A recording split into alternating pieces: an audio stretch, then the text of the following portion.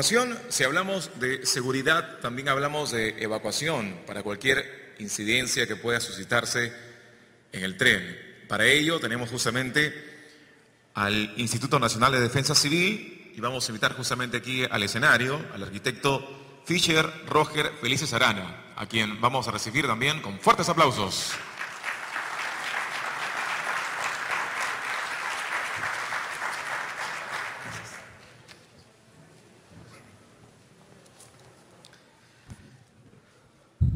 Bueno, ante todo, buenas tardes. Primeramente, para agradecer a ATE por habernos invitado y hecho partícipes de este gran evento, en el ánimo, creo, todos de formar esta cultura del metro, del cual ya nos han venido hablando los expositores que me han antecedido.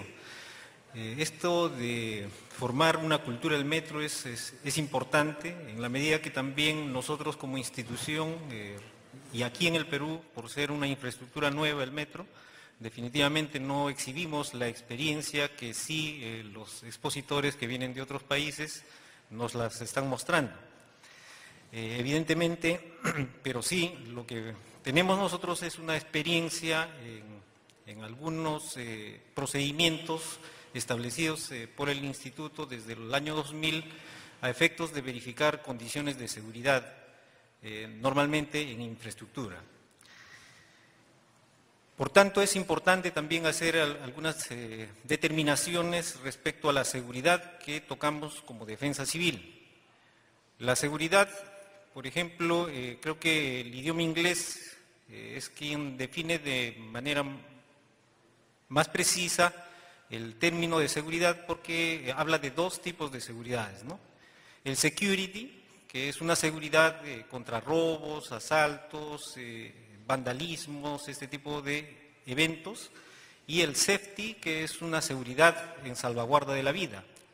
Esta última definición del safety creo que es la más adecuada para definir la seguridad que toca de alguna manera al INDECI en salvaguarda de la vida de las personas. Muy bien, en el marco pues de la gestión de riesgos de desastres, definida pues como un fenómeno social encaminado justamente a la salvaguarda de la vida, de la infraestructura y del ambiente, es que la gestión de los riesgos de desastres tiene por fin la prevención, la reducción y el control de los factores de riesgo de desastre en la sociedad. Asimismo, la preparación y respuesta ante situaciones de desastres en el cumplimiento de las políticas nacionales y en el marco del desarrollo sostenible. Muy bien, algunos expositores nos han detallado cuál es el procedimiento, por ejemplo, que ellos adoptan para tocar, en algunos casos, la seguridad integral y en otros casos ya de manera muy específica y a detalle el tema de los riesgos. Nosotros, como parte del procedimiento que hemos venido estableciendo en los procedimientos de inspecciones de seguridad, partimos por la identificación de los peligros. Por tanto, aquí se exhibe, por ejemplo, una clasificación e identificación de peligros que de manera general están tocados en esta tabla y podemos dividir el peligro como peligros naturales y el otro gran grupo como peligros inducidos por la actividad del hombre. Dentro de los peligros naturales tenemos pues los generados por procesos en el interior de la Tierra, tenemos los sismos, maremotos, tsunamis y actividad volcánica.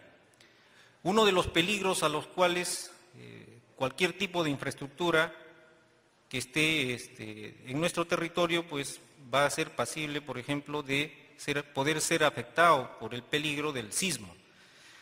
Tenemos otros peligros generados por procesos en la superficie de la Tierra, otro grupo de peligros generados por procesos hidrológicos, meteorológicos y oceanográficos. Otro tipo de peligros naturales tenemos los generados por procesos de origen biológico, que de alguna manera no los tocamos, no vamos a entrar en detalle porque son aspectos que no necesariamente van a impactar en este tipo de infraestructura. Dentro del grupo de peligros inducidos por la actividad del hombre tenemos el tema de los incendios. Ya nos han hablado parte de estos peligros en detalle de tipo urbano. Podemos también eventualmente tener algunos riesgos o peligros que puedan darse en este sistema de transporte de alguna manera con autorización o sin autorización, por ejemplo, el traslado de algunas sustancias químicas peligrosas. Han habido algunos casos que en grandes centros comerciales, por ejemplo, se ha visto la presencia de cianuro. Por tanto, el traslado podría ser accidental o de otra característica, pero son algunos de los riesgos o peligros a los que podría estarse sujeto. Tenemos otros temas del vandalismo, el terrorismo, la subversión, que también han tenido implicancias, sobre todo en otras realidades donde existen este tipo de instalaciones, así como el tema de las explosiones. Muy bien, pero ¿por qué, digamos, de todos estos peligros, por qué les tomamos relevancia? Nosotros nos encontramos geográficamente dentro del círculo de fuego del Pacífico. Todo lo que está pintado en rojo es una recurrencia, por ejemplo, de eventos sísmicos que ocurren dentro de este denominado Círculo del Fuego del Pacífico, denominado así también porque en este área existe la presencia de, por ejemplo, volcanes, fallas geológicas. Tenemos también a este tipo de riesgos, nos acompaña, por ejemplo, en la lámina siguiente, vemos el tema de la formación terrestre a través de placas. No es que la Tierra esté formado de manera uniforme, sino que está compuesta por una serie de placas que estas placas se mueven. Tenemos, por ejemplo, la placa sudamericana, ¿no?, con la placa de Nazca, que hay un movimiento inverso.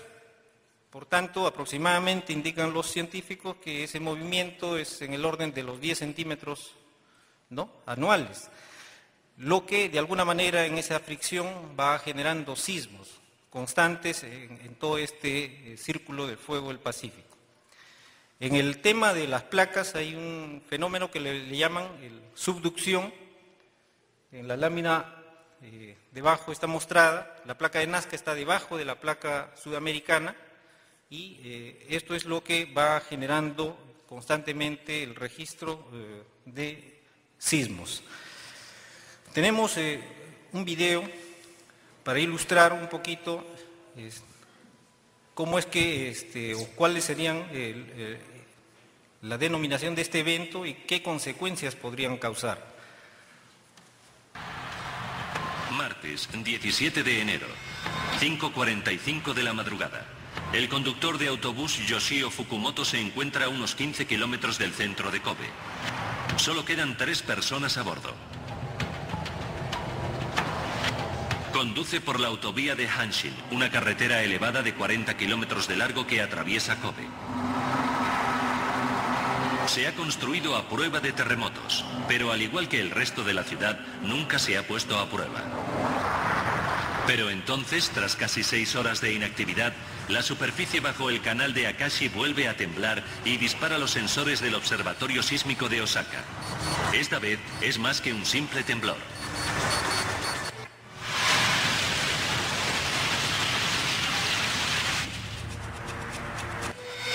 A las 5 horas 46 minutos y 58 segundos, el trayecto rutinario de Fukumoto da un giro inesperado. Todo empieza a agitarse violentamente.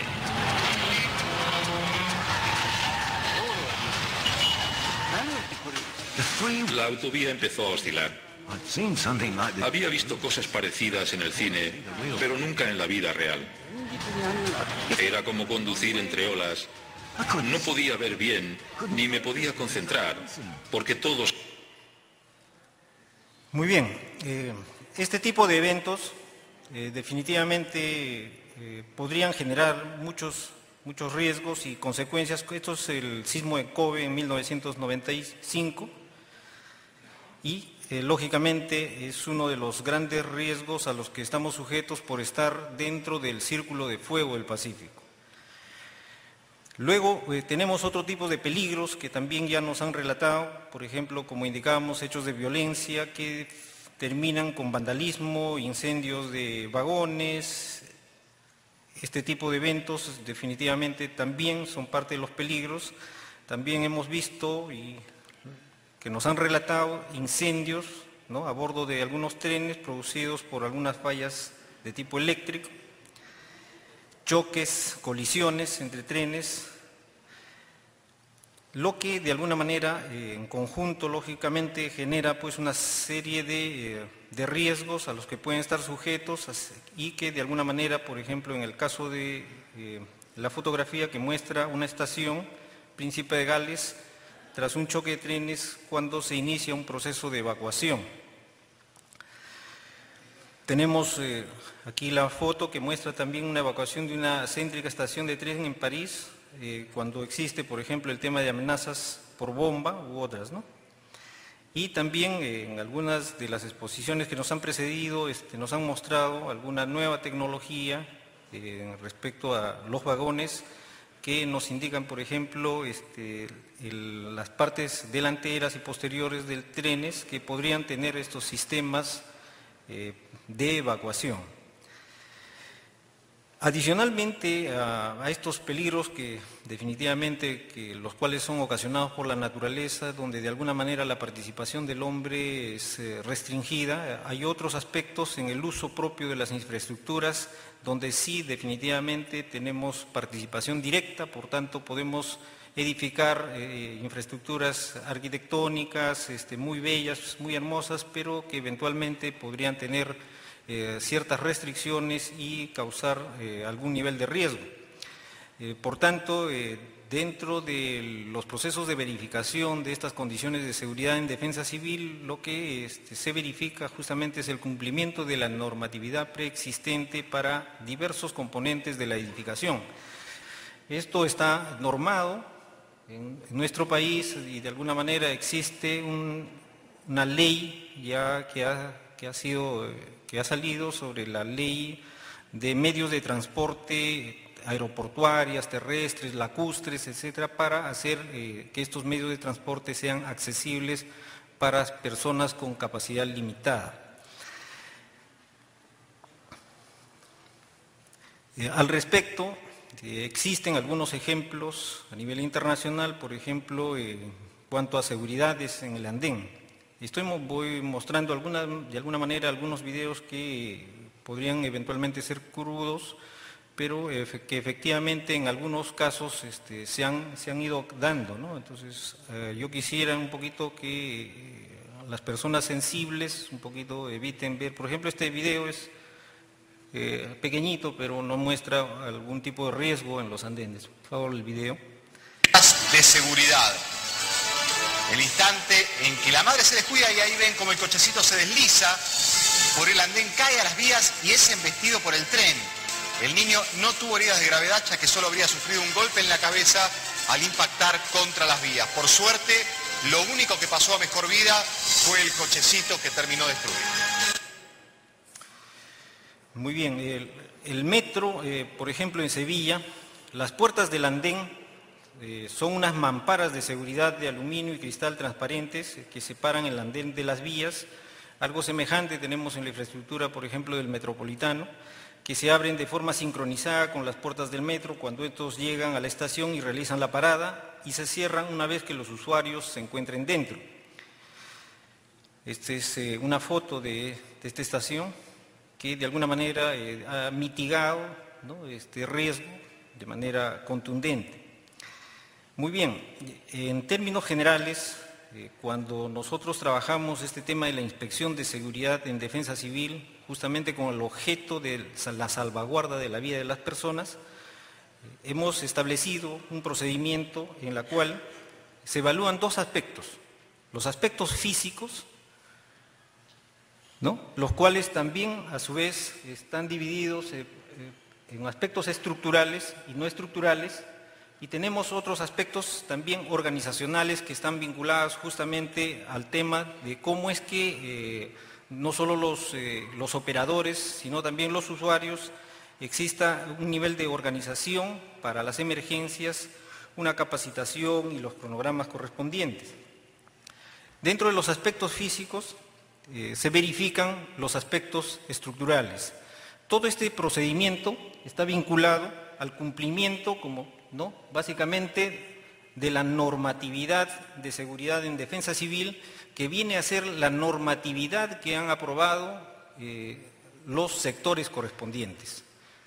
En una de las exposiciones anteriores, por ejemplo, nos indicaban que están en plena elaboración de algunas directivas específicas de seguridad para estos sistemas de transporte. Definitivamente, en algún momento, esas normas, una vez que estén aprobadas, van a pasar a formar parte de estas normas de seguridad en defensa civil, que a través de estos procedimientos, la idea es que se cumplan.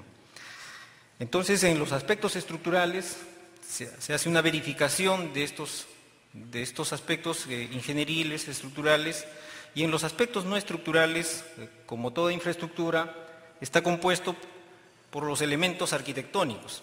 Si nosotros hacemos una correlación con lo que, por ejemplo, es una estación de tren, etcétera, es una infraestructura, un inmueble, que podríamos asociarlo a este ambiente que hoy estamos usando. Este ambiente tiene determinadas condiciones de seguridad, tiene elementos estructurales que soportan, por ejemplo, tenemos columnas, vigas, tenemos las losas. En los elementos no estructurales arquitectónicos tenemos los cerramientos, las puertas, ¿no? Y dentro de los elementos también no estructurales tenemos todo el tema de sistemas de instalaciones eléctricas, el tema de instalaciones sanitarias y las instalaciones de protección contra incendios que tenga este local. Todos estos aspectos se verifican dentro de nuestros procedimientos a través de un conjunto de profesionales multidisciplinarios que verifican el cumplimiento de la normatividad preexistente. Dentro de los aspectos organizacionales, básicamente este está enfocado justamente al tema de la evacuación, ¿no? Se entiende que los operadores, por ejemplo, de este inmueble tienen estructurado un plan de seguridad para casos de sismo y para casos de incendio fundamentalmente, que es lo que vemos nosotros. En los dos lados laterales míos, por ejemplo, están ubicadas las puertas de evacuación. Tenemos algunos elementos de protección, de extintores, por ejemplo, para casos de amagos de incendio, elementos de señalización, aparte de los elementos pododáctiles, hay una señalización indicativa de que uno no puede transponer esa línea por cuestiones de seguridad. Tenemos otros elementos como los gabinetes contra incendio que se entiende están en el momento de la visita en proceso de implementación. Aquí hay un detalle del gabinete contra incendios. Estos gabinetes contra incendio están debidamente conectados a todo un sistema, ¿no?, de expulsión de agua que está en una parte externa a la estación propiamente. Este es el sector donde se ubican los cuartos se podría decir, de los equipos de contraincendios. Aquí lo que se puede apreciar también que se han tomado algunas previsiones importantes en los sectores que son juntas constructivas. Aquí vamos a ver un detalle. Bueno, no se aprecia muy bien en la vista, pero en los sectores donde hay encuentros constructivos o juntas constructivas, se ha previsto que todo el sistema, la tubería, debidamente esté de alguna manera con elementos que permitan su movimiento en el caso de un probable sismo. También hemos podido visitar la estación de Villa El Salvador, donde están dispuestos ya los trenes que van a iniciar, digamos, con su servicio. Aquí ya no entramos en el detalle, las personas que nos han antecedido son especialistas en la materia y nos han hablado de elementos de seguridad respecto a los autovagones. Lo que sí quiero, ya como corolario de esta participación, es justamente en el espíritu, en el ánimo de conformar esta cultura del metro, y la cultura de la seguridad de igual manera, es que también como parte de ese entrenamiento, pues que nosotros, por ejemplo, en esta semana que ha pasado, hemos estado en una campaña, el INDECI conjunto con todas las entidades, en una campaña de simulacros previos. Por tanto, es importante que nosotros de alguna manera nos entrenemos en estos simulacros a efectos de tomar conciencia de los eventos a los cuales o de los peligros a los cuales podemos estar sujetos para de alguna manera disminuir nuestra propia vulnerabilidad. Por tanto, yo quisiera que pasen ese video, por ejemplo, para que de alguna manera también sepamos el uso adecuado de cada uno de los elementos de seguridad, que son de seguridad y no necesariamente para darle este tipo de usos. El video, por favor.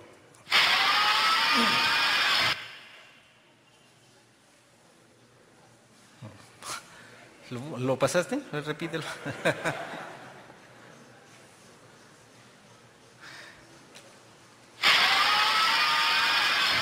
Bueno, la cultura implica muchos aspectos, ¿no? Y creo que nosotros definitivamente como institución, sobre todo que tiene la responsabilidad de la salvaguarda de la vida de las personas, pues definitivamente estamos en el ánimo no solamente de participar de este tipo de eventos, sino conformar las mesas de trabajo que correspondan a efectos de mejorar y elaborar, por ejemplo, alguna normativa de seguridad que esté vinculada justamente a la salvaguarda de la vida de las personas. Muchas gracias.